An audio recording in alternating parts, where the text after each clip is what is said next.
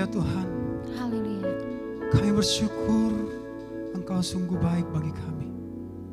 Biarlah pujian kami, penyembahan kami berkenan di mata Tuhan. Amin. Bahkan pagi hari ini Bapa, kami merindukan lawatan Tuhan. Haleluya. Kami merindukan jamahan-Mu lewat kebenaran firman-Mu. Oh Yesus. Ini hidup kami Tuhan. Kami berserah pada kasih setia-Mu. Kami berserah kepada rancangan-Mu dalam kehidupan kami Tuhan. Dan kami percaya bahwa rancangan-Mu adalah rancangan damai sejahtera bagi kami. Amin. Glory bagi Haleluya. Yesus.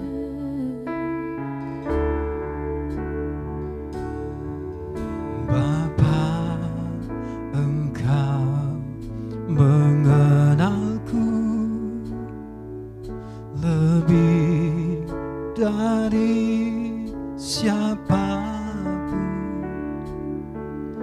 Engkau tahu ceritaku dan isi hatiku. Tak Peduli masa lalu, Engkau tetap memilihku. Ubahkanku, sempurnakan, jadi karya yang indah. Kini aku percaya tiada yang mustahil bagimu. Kuasa-Mu kuatkanku, dasarku berharap. Kini aku berserah pada rancangan-Mu bagiku. Ku ikuti panggilan-Mu, ku kan setia sampai akhir hidupku.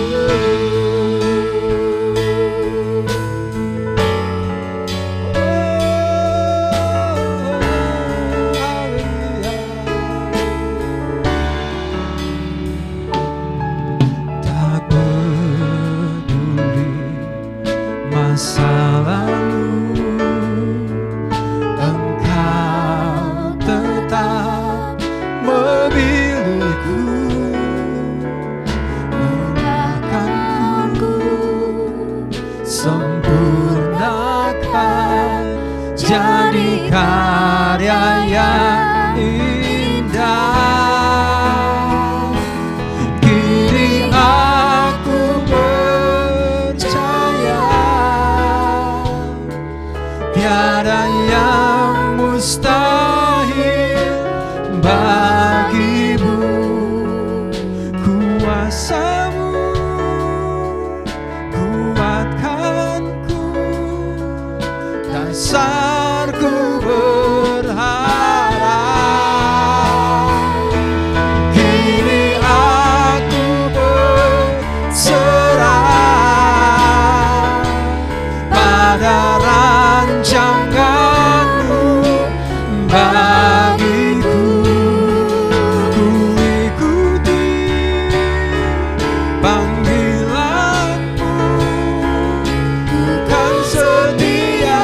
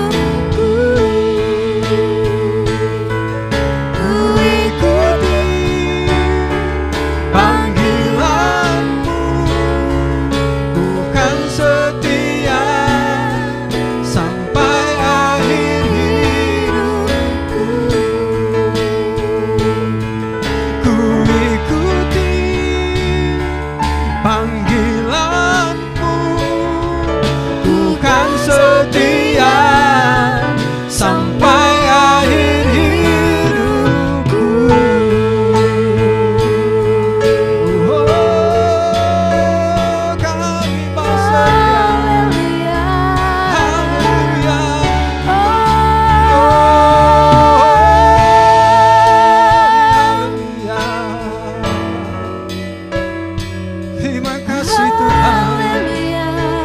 Terima kasih Bapa. Haleluya. Bapa, terima kasih. Kami sungguh bersyukur pagi hari ini Tuhan. Amin. Kami masih boleh merasakan anugerah Tuhan, kemurahan Allah dalam kehidupan kami. Biar setiap lidah mengaku bahwa Engkau adalah Tuhan. Engkau adalah Allah yang dahsyat, Allah yang sungguh luar biasa, Allah yang memelihara kehidupan kami. Bahkan pagi hari ini ya Tuhan, kami boleh merasakan kuasa Allah bekerja. Amin. Kami mau tetap setia Tuhan. Amin. Kami menjadi umat-Mu yang taat dan setia, mengikuti setiap panggilan Allah, rencana Tuhan, rancangan Allah dalam kehidupan kami. Berkaryalah Tuhan, ubahkan setiap kehidupan kami, bentuk setiap hati kami menurut kehendak-Mu.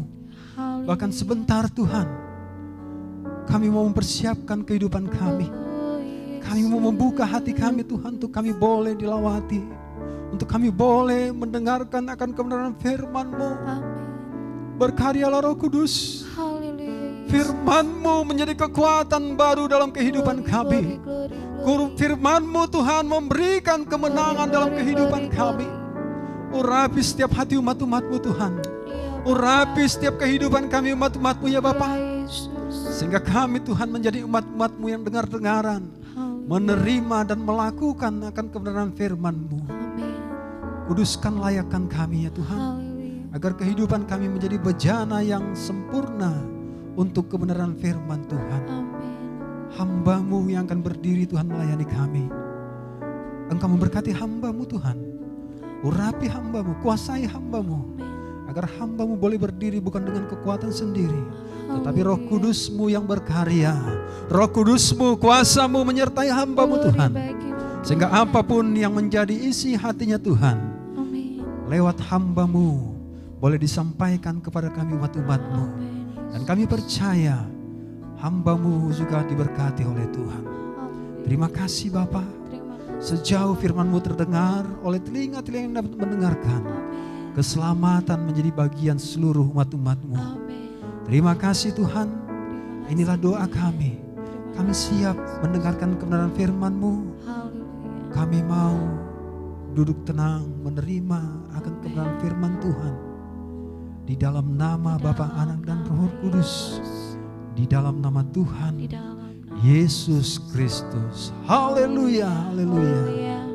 Amin. Puji Tuhan. Haleluya. Shalom Bapak Ibu, saudara-saudari yang dikasihi dan diberkati Tuhan kita Yesus Kristus dimanapun Bapak Ibu berada.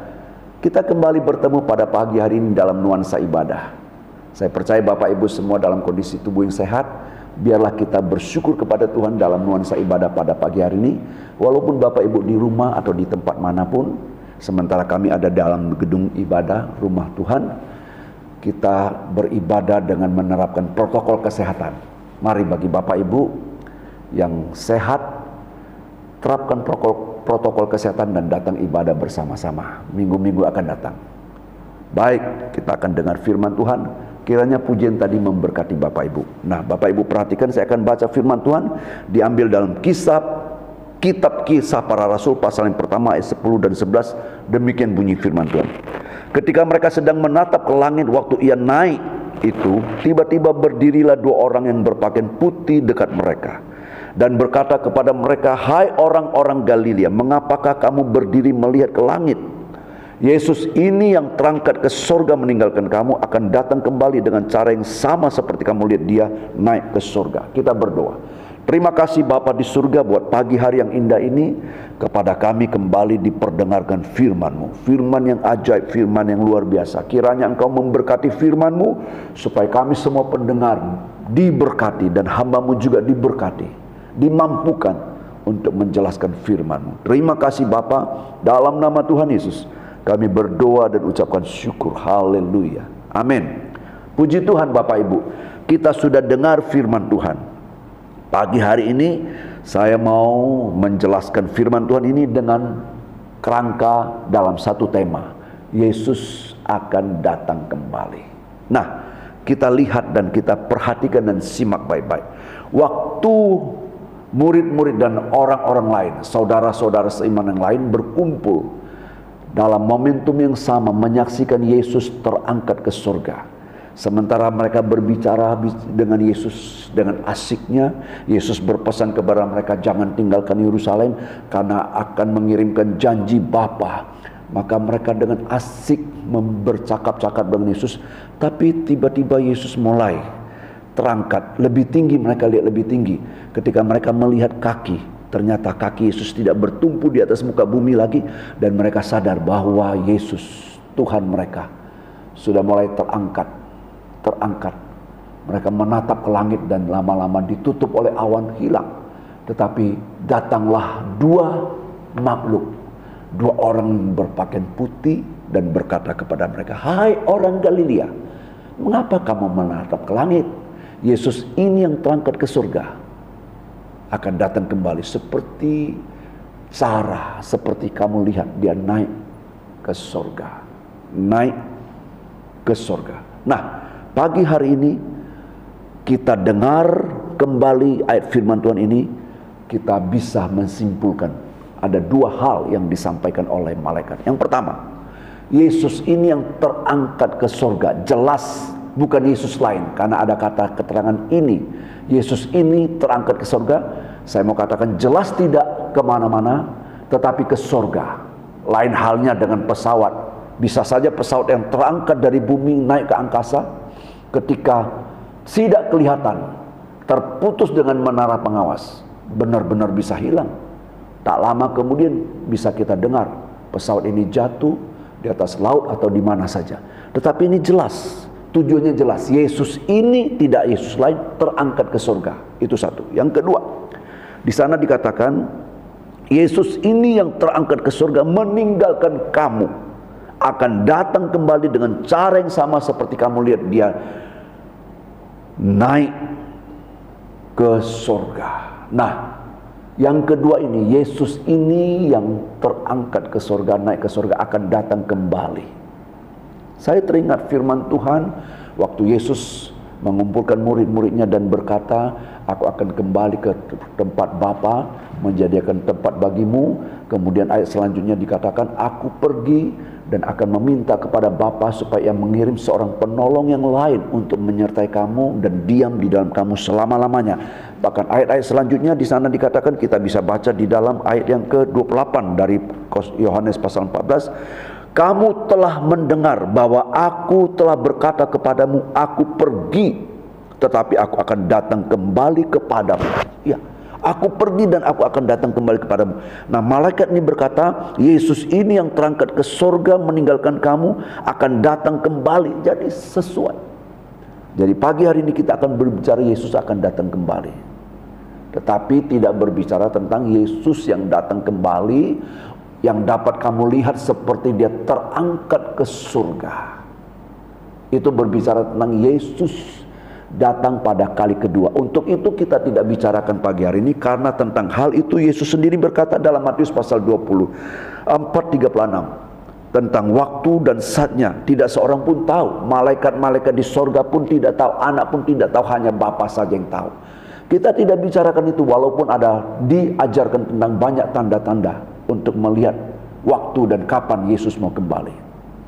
Itu tidak kita bicara. Tetapi yang kita mau bicarakan adalah pagi hari ini katakan, Yesus katakan, aku pergi tapi aku akan datang kembali. Dan malaikat ini berkata, Yesus ini yang terangkat ke surga akan datang kembali. Nah, ini yang kita mau lihat pada pagi hari ini. Kita lihat di sini bahwa setelah Yesus terangkat ke surga, orang-orang yang tadi menyaksikan Yesus terangkat ke surga, yang oleh Rasul Paulus dicatat dalam firman yang lain di dalam Korintus berkata, lebih kurang 500 saudara yang melihat momentum dia terangkat ke surga. Mereka kembali ke Yerusalem, mereka naik ke loteng atas berkumpul. Firman Tuhan di dalam Kisah Rasul pasal yang pertama ayat 14 dan 15 saya bacakan demikian. Mereka semua bertekun dengan sehati dalam doa bersama-sama dengan beberapa perempuan serta Maria ibu Yesus dan dengan saudara-saudara Yesus. Pada hari-hari itu berdirilah Petrus di tengah-tengah saudara-saudara yang sedang berkumpul itu, kira-kira 120 orang banyaknya. Paulus katakan saudara-saudara itu lebih kurang 500 orang, tetapi yang berkumpul 120 orang. Di mana yang 380 lagi? Kita tidak dicatat. Tetapi saya mau katakan yang 120 orang berkumpul minimal ada 3 hal. Pertama, mereka percaya akan janji Tuhan akan mengirimkan janji Bapa, yaitu Roh Kudus. Yang kedua, mereka yang berkumpul 120 orang itu adalah mereka yang taat firman Tuhan. Mereka percaya firman Tuhan adalah perkataan-perkataan yang Yesus katakan adalah roh dan hidup. Yang ketiga, mereka bertekun sehati dalam berdoa. Tentu ada kesehatian. Nah, mereka berkumpul di ruangan atas selama 10 hari, karena di sana dikatakan di dalam Kisah Rasul pasal 2, tiba-tiba pada hari Pantekosta, hari ke-50 dari hari Yesus bangkit. Ya. Sementara ayat sebelumnya di dalam Kisah Rasul pasal yang pertama ayat 3, kepada mereka ia Yesus menunjukkan dirinya setelah penderitaannya selesai, dan dengan banyak tanda ia membuktikan bahwa ia hidup, sebab selama 40 hari ia berulang-ulang menampakkan diri dan berbicara kepada mereka tentang kerajaan Allah. Jadi selama 40 hari Yesus berkumpul dengan mereka dalam tubuh kebangkitan. Beberapa momentum Yesus menampakkan diri, dan tiba-tiba pada hari Pentakosta itu hari ke-50, berarti mereka berkumpul 10 hari. Di dalam pemikiran mereka terngiang-ngiang dalam benak pikiran mereka, Yesus datang kembali, Yesus datang kembali, Yesus datang kembali. Dalam pikiran mereka dengan pengalaman yang mereka sudah alami, mungkin Yesus datang kembali seperti ketika Yesus dalam tubuh kebangkitan hadir dalam ruangan tertutup, ruangan terkunci, mengalahkan dimensi ruang. Mungkin pikiran mereka itu. Tetapi dengan tekun mereka berdoa, menantikan janji Tuhan. Firman Tuhan mencatat di dalam Kisah Rasul pasal 2 ayat pertama, pada hari Pantekosta ayat 2, tiba-tiba turunlah dari langit suatu bunyi seperti tiupan angin keras yang memenuhi seluruh rumah di mana mereka duduk. Ayat 3, dan tampaklah kepada mereka lidah-lidah seperti nyala api yang bertebaran hingga pada mereka masing-masing. Ini pengalaman baru yang mereka belum pernah alami sebelumnya. Bukankah tadi dalam pikiran mereka terngiang-ngiang, teringat akan firman Tuhan katakan, aku pergi dan aku akan datang kembali. Dalam pikiran mereka sepertinya Yesus datang kembali di dalam menemui mereka dalam ruangan-ruangan terkunci, mengalahkan dimensi ruang. Yesus datang dalam tubuh kebangkitan yang bisa diraba, yang berkata kepada Thomas, Thomas, cucukkan jarimu ke dalam telapak tanganku. Pikiran mereka seperti itu. Tapi ternyata ketika mereka dikunjungi oleh tiupan angin yang keras, ada 3 hal yang kita catat. Pertama, angin yang keras dapat didengar. Yang kedua, dapat dirasakan. Yang ketiga, dapat dilihat, karena ternyata tiupan angin yang keras itu dalam bentuk lidah-lidah api yang bertebaran dan hinggap di kepala mereka. Ini mereka teringat kembali apa yang Yesus katakan kepada seorang mahaguru yang bernama Nikodemus, tentang berbicara tentang engkau harus dilahirkan kembali dari air dan roh. Ketika Yesus menjelaskan tentang air dan roh, yang dimaksud oleh Yesus roh itu adalah seperti angin, karena firman Tuhan mencatat di dalam Yohanes pasal yang ketiga ayat ke-8, di sana dikatakan angin bertiup kemana ia mau dan engkau mendengar bunyinya, tetapi engkau tidak tahu dari mana ia datang dan kemana ia pergi.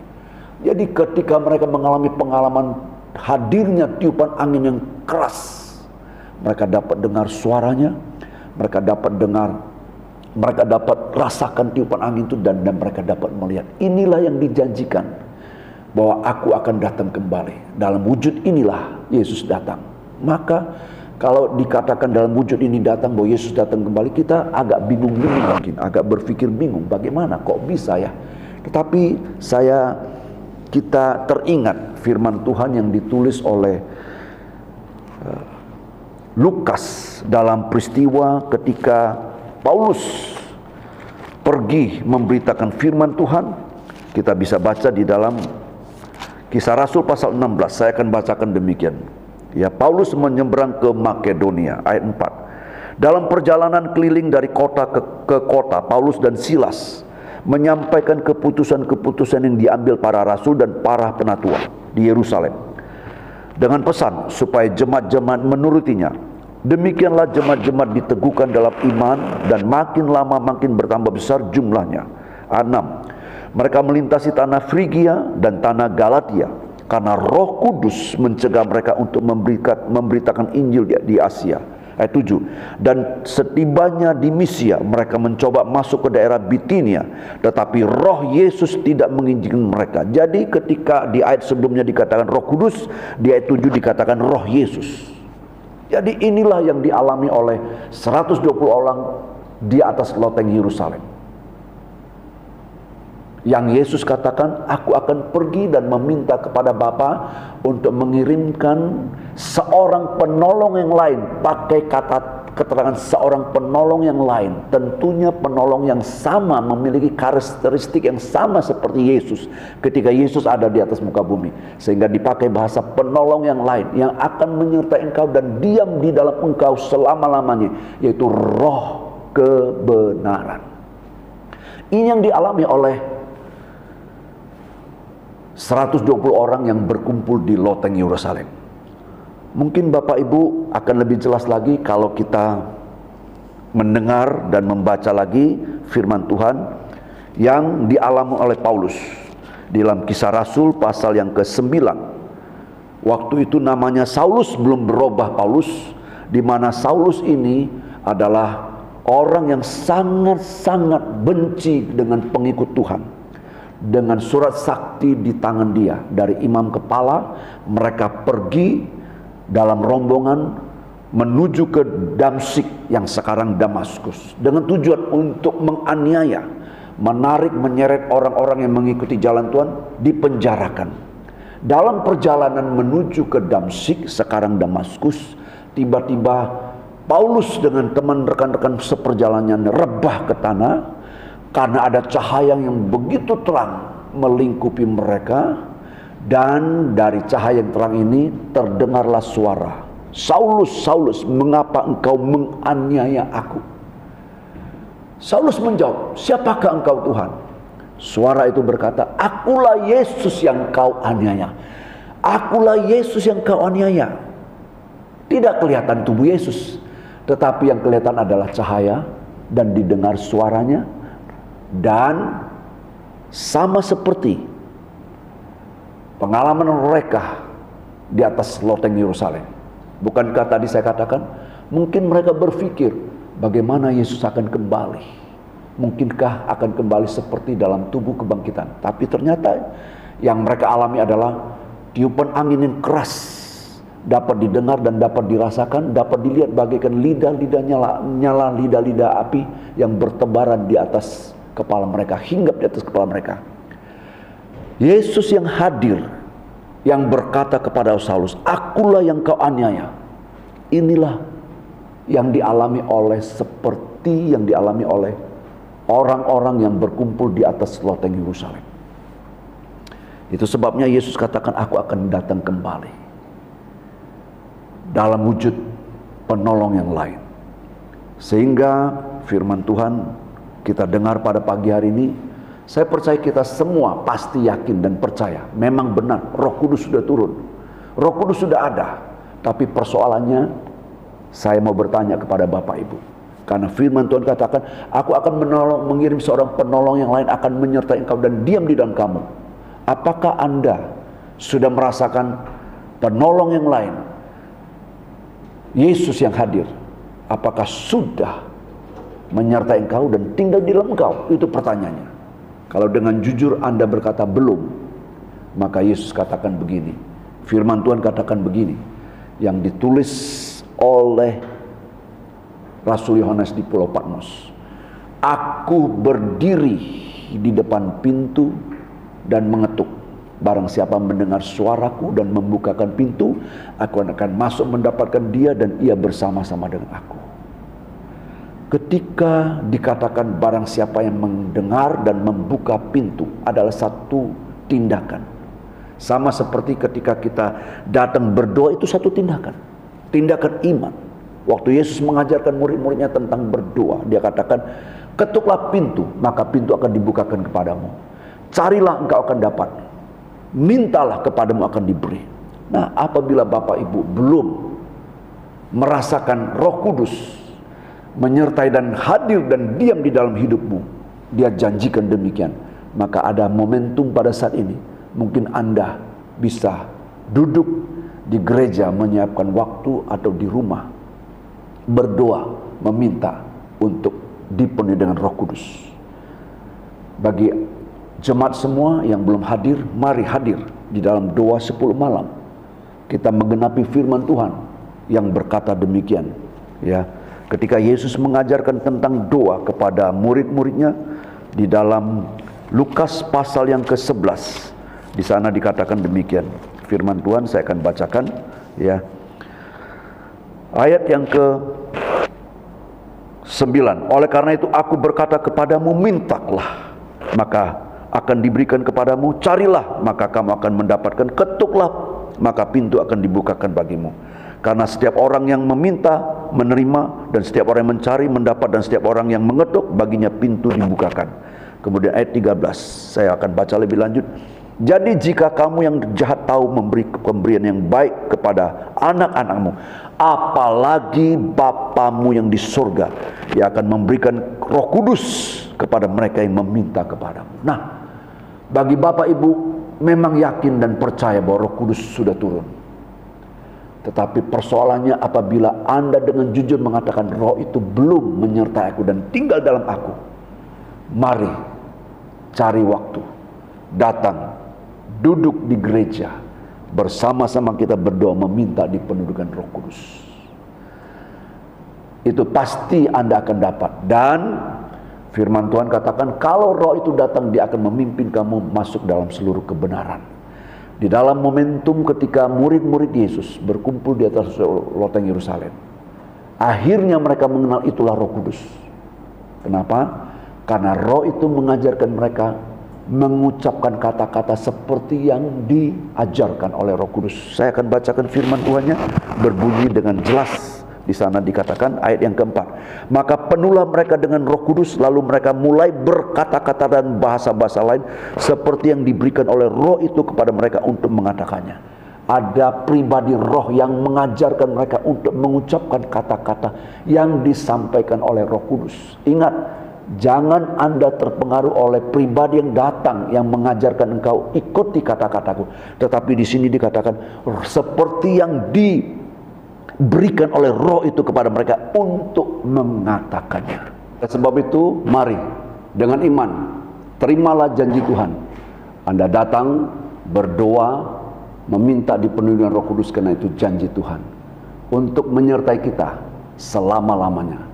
Penolong lain yang dialami seperti Paulus di Frigia, yaitu Roh Yesus. Seperti Saulus dalam perjalanan ke Damsyik, kehadiran Yesus yang dapat didengar suaranya. Seperti yang dialami oleh 120 orang di loteng Yerusalem. Kiranya ini memberkati Bapak Ibu. Mari kita berdoa. Terima kasih Bapa di surga buat pagi hari yang indah ini. Kepada kami telah diperdengarkan firman-Mu. Kami rindu janji Tuhan mengirim penolong yang lain untuk menyertai dan tinggal di dalam kami selama-lama, itu Roh kebenaran, Roh Yesus. Yesus yang datang kembali. Kami bersyukur kiranya Roh Yesus, Roh Kudus tinggal di dalam hidup kami selama-lamanya, menyertai kami. Terpujilah nama Tuhan kekal sampai selama-lamanya. Akhirnya Bapak Ibu, terimalah anugerah daripada Allah Bapa di surga, cinta kasih sayang daripada Putra yang tunggal Tuhan Yesus Kristus, penyertaan, penghiburan, serta pengayoman Allah Roh Kudus menyertai kita semua, mulai pagi hari ini sampai Maranatha Tuhan Yesus datang kembali. Dalam nama Tuhan Yesus kami akhiri ibadah ini, dan dalam nama Tuhan Yesus kami berdoa dan ucapkan syukur. Haleluya. Amin. Selamat pagi, selamat hari Minggu. Tuhan Yesus memberkati. Sampai bertemu minggu akan datang.